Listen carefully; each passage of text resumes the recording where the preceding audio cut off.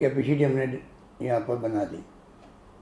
ICU bed तैयार कर लिए, वेंटिलेटर तैयार कर लिए, ऑक्सीजन के लिए जनरेशन प्लांट लगा दिए, हर ज़िले में जनरेशन की फैसिलिटीज पैदा कर दी।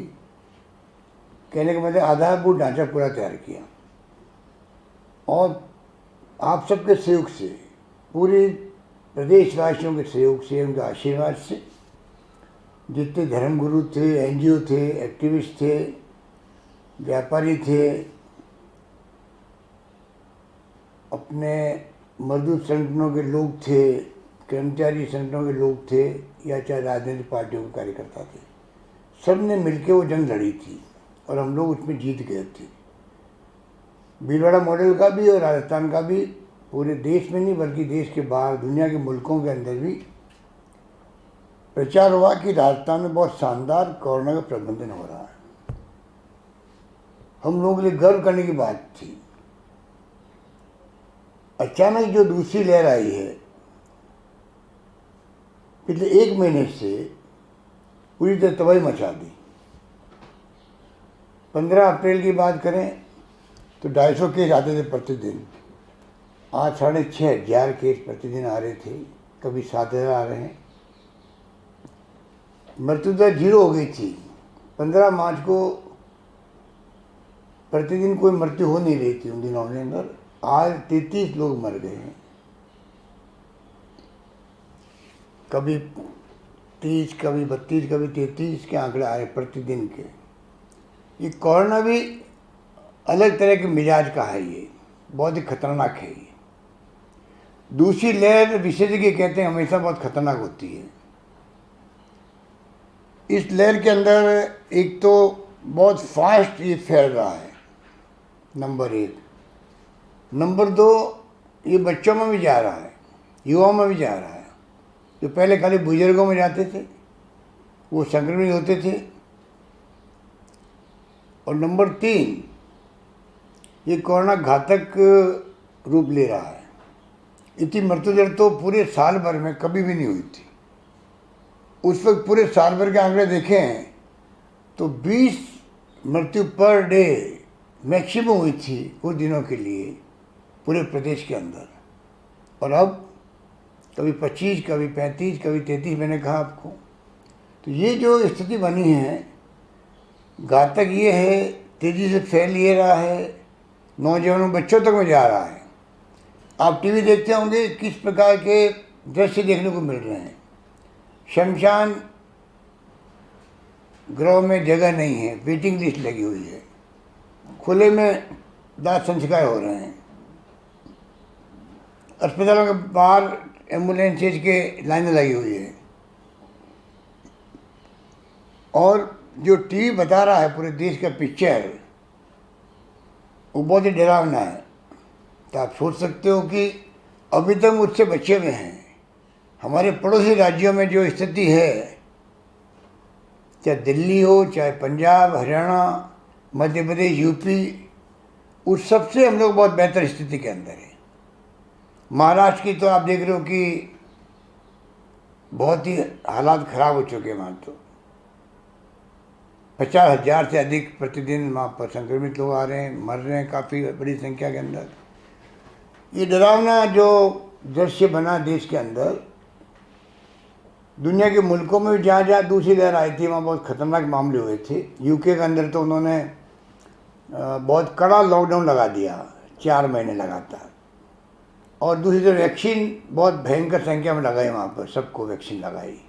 अब जाके हालात वहाँ बिल्कुल काबू में आ गए हैं। नाम मात्र के मरीज आ रहे हैं और इक्का दुक्का मौत हो रही है। हम नहीं चाहते थे कि यहाँ पर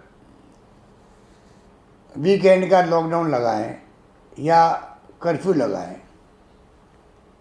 क्योंकि जब कोरोना चला जा रहा था तो लोग भी लापरवाह हो गए थे, मास्क लगा नहीं रहे थे, सोशल डिस्टेंसिंग हम कर नहीं रहे थे, हाथ धो नहीं रहे थे। शादी ब्याह में 500,000 तो मामूली बात थी, समझाने के बावजूद भी नहीं मान रहे थे। और आप देख रहे हो कि इलेक्शन के अंदर तो सारी हदें पार हो गई।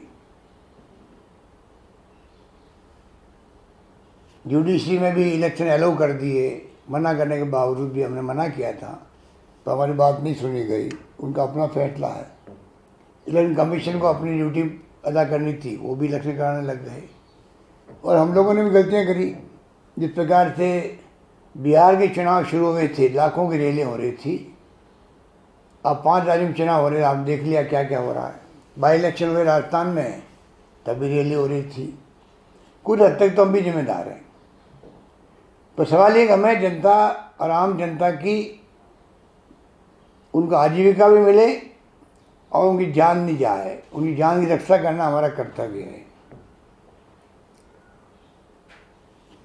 जान है तो जहान है, तो जान की रक्षा करना हम सबका कर्तव्य है। और सरकार कोई कमी नहीं रख रही है, ना कमी रखेगी, ना पहले रखी थी। पहले भी हमने एनजीओ की सहायता से और प्रदेशवासियों के सहयोग से हमने कहा कोई भूखा नहीं सोना चाहिए, कोई भूखा नहीं सोएगा। मुझे खुशी है, कहते हुए गर्व है कि प्रदेशवासियों ने वही व्यवहार किया। आगे बढ़ बढ़ करके कच्चा खाना, पक्का खाना सबको खिलाया गया, पैकेट बांटे गए। विधायकगणों को हमने कहा, उन्होंने अपने फंड से पैकेट दिए परिवारों को। सरकार ने भी गेहूँ भी, दालें भी दी फ्री। और 35 लाख लोगों को मैंने बार बार उनके खाते के अंदर हम लोगों ने पहले 1000, फिर 1000 और फिर 1500 और फिर अभी मैंने हाल ही में 1000 रुपये और उनके खाते में हमने ट्रांसफ़र किए हैं। एक किस्त और हम देंगे उनको। परंतु फिर भी आजीविका की जो चुनौती हमारे सामने है वो सब जानते हैं। तो हमें ये देखना पड़ेगा किस प्रकार आजीविका चलती रहे, उनको तकलीफ़ नहीं हो। क्योंकि तकलीफ़ उसको होती है जो सुबह शाम कमा के खाता है। बाकी लोग तो फिर भी बर्दाश्त कर सकते हैं, खर्चे कम कर सकते हैं, कुछ भी कर सकते हैं इस संकट की घड़ी के अंदर। सहयोग सबने किया है, पर गरीब आदमी की स्थिति बहुत ख़राब होती है। हमारा पूरा ध्यान प्रदेशवासियों की समस्याओं पर है। आप निश्चिंत रहें, पूरी तैयारी हमारी अब भी है। आप देख रहे हो ऑक्सीजन की मांग महाराष्ट्र कर रहा है केंद्र सरकार से। आप हवाई जहाज से ऑक्सीजन ट्रांसपोर्ट करो महाराष्ट्र के अंदर। और केंद्र सरकार ने भी फैसला किया आज कि बाहर के मुल्कों से इंपोर्ट करेंगे ऑक्सीजन को बाहर के मुल्कों से आयात करेंगे। तो बिना ऑक्सीजन तो आप सोच सकते हो क्या स्थिति बन सकती है। जो दवाइयाँ हैं वो दवाइयाँ पूरी मिल नहीं पा रही है, इतनी मांग बढ़ गई है। और दवाइयों के साथ में जो हालात बने हैं, तो दवाई हो चाहे ऑक्सीजन हो, कितनी हम बढ़ा दें संख्या, उसके बाद में अगर संख्या बढ़ती जाएगी मरीजों की, तो एक तरफ तो कैजुअलिटी ज़्यादा होगी, लोग तकलीफ पाएंगे। क्योंकि पोस्ट कोविड भी स्थिति अच्छी नहीं रहती है।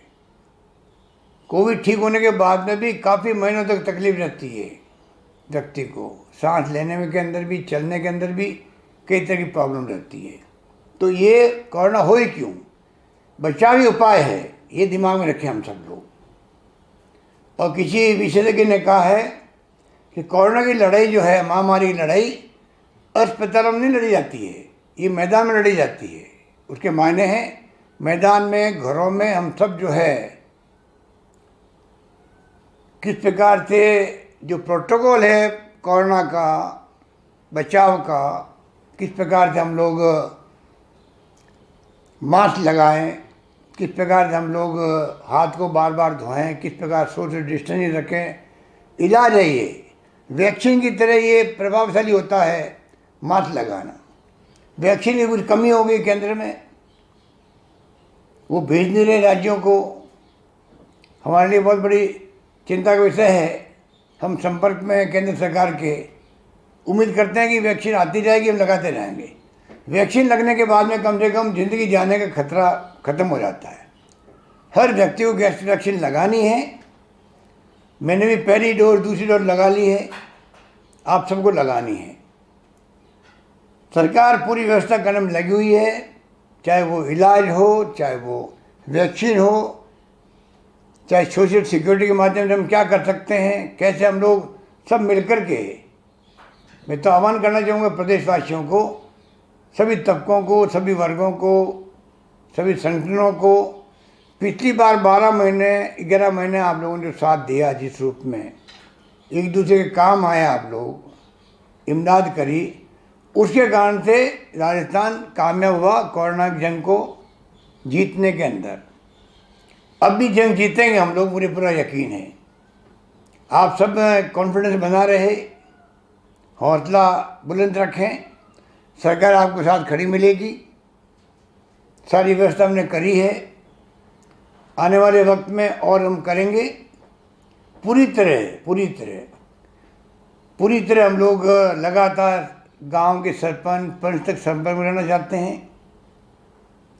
प्रदेशवासियों के तमाम संगठनों से मैंने बातचीत करी है, धर्मगुरुओं से बात करी है, जिससे बात करी है सब लोगों ने विश्वास दिलाया कि हमें जो माहौल बन गया है, हालात हो गए हैं, उसके अगर हमें सख्त कार्रवाई करनी पड़ेगी, उसके बगैर काम नहीं चलेगा। मैं आपसे अपील करूंगा अंत में कि कृपा करके आप जो फैसले किए सरकार ने, उसको इम्प्लीमेंट करने में आप सहयोग करें। ये नौबत नहीं है कि पुलिस को सख्ती करनी पड़े, क्योंकि हमें जान बचानी लोगों की, और जान बचाने में सख्ती करनी पड़ेगी, वो भी करेंगे, तब जाकर के हम लोग इसको काबू में कर पाएंगे। बड़ा ही महामारी है, फैलते हुए वक्त नहीं लगता है। 1 अप्रैल 15 अप्रैल के आगे देखेंगे तो आप देखोगे हो क्या गया 15 दिन के अंदर। 30-35 लोग मरना प्रतिदिन, कभी सुना ही नहीं था हमारे राजस्थान के अंदर, वो स्थिति बन गई है। यही बात कहता मैं आपको, मैं विश्वास रखता हूँ कि आप लोग कमी नहीं रखेंगे पूरा सहयोग करने में।